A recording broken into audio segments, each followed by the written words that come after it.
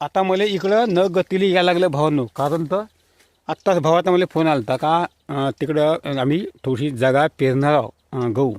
म्हणजे अल्पशी मला जागा तिथली भेटणार आहे, भावाच्या जागेवर पेरणारा गहू. तर लोक पाणी देणार आहे, परत आमचं नवाईचं पाणी भेटणार आहे आम्हाला. तर त्यासाठी कसं आहे, त्यात आम्ही बैल चालत आहो ना, तिथं तोलला म्हणते कोणाच्या तरी बैलांना. आता हे तोलला तुम्ही बांधला का आमच्यामध्ये, तर तिकडे तोलला म्हणते. त्यामुळे लय आता कसं आहे, तुटल्यामुळे ताड साहजिकच डुकरं येणार आहे. तर आता तिकडे मी आत्ताच नेऊन ठेवलं, लाकडं लुकडं नेऊन ठेवले. आणि येतं पुन्हा मी लाकडं आता स्पेशल लाकडं ह्या याच्यात ठेवून इकडल्या कोणत्यामध्ये. तर इकडं आमचे जे मचान आहे तिकडं आहे आमचे मचान. मचानाकडं आम्हाला पुन्हा इस्तो करावं लागते, 2 ठिकाणी आम्हाला इस्तो करावं लागते. तेव्हा इकडे डुकरं थोडेसे भेदरण आणि पळून जाईल. तर आता मी चाललो, आता हे बघा तुम्हाला दाखवतो. हे बघा यातल्या थोड्याशा आता मी काड्या काढतो आणि तिकडं घेऊन जातो. तिकडं आधीच थोड्याशा काड्या नेऊ नये, ह्या थोड्याशा पुरवठा म्हणून घेतला. तिकडे आता जाऊन नेऊन ठेवून देतो. रस्त्यानं काड्या नेता नेता आहे ना, हे अशा कपाशा लागू लागू हे बघ अटकलं पाहा. तसं अटकते बा अशा काड्या. कसं आहे आता कपाशी मोठी आहे ना, त्यामुळे अशा नेता येत नाही अजिबात. हे पुन्हा अटकलं बा भावांनो.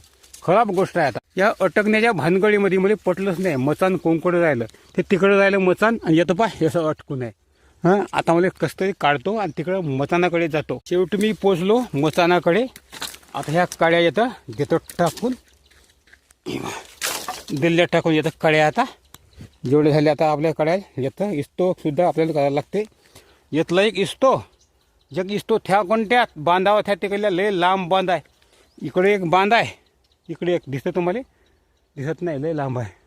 तिकडे आपल्या फराट्या मोडल्या ना तिकडं, तर इकडे सुद्धा येऊ शकते. आणि हे इकडेच तार तोडला म्हणते. आता कुठं तार तोडत बसते. आता येतं इस्तो करून टाकायचा. रातचे 11 वाजेपर्यंत आपली जागल तर आहेस. आणि हे आपलं मचान बघा कसं वाटते. सध्या आपण कधी जास्त झोपत नाही, 7-8 दिवस झोपलो येतं मचानामध्ये. नंतर तब्येत बिघडली म्हणजे थंडीमध्ये. आणि मग आता सध्या कालपर्यंत येतले पूर्ण सामान घेऊन गेलो घराकडे. फक्त बाज शिल्लक आहे. आणि 11 वाजेपर्यंत राहतो, जागल करतो आणि रात्री घरी जाऊन झोपत जातो. हे बघा, हे आपली बास उद्याला टाकली होती. मस्तपैकी आपलं मचान बनलं होतं भावांनो.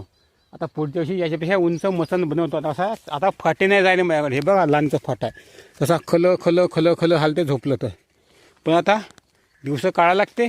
कोल्याले मोगोळ भावांनो. आता असे हे झाले 200-250 वर्षापूर्वीचा फाटा या आमच्या आजाच्या काळातला फाटा असन. थोडा तर वापरता न गतीला. आता कुठले पैसे आज नवीन पैसे कुठले आहे. लय जुना फाटा आहे. घरात निघलेला फाटा लावला येतं, उपाय नाही आता भावांनो. का करते आता.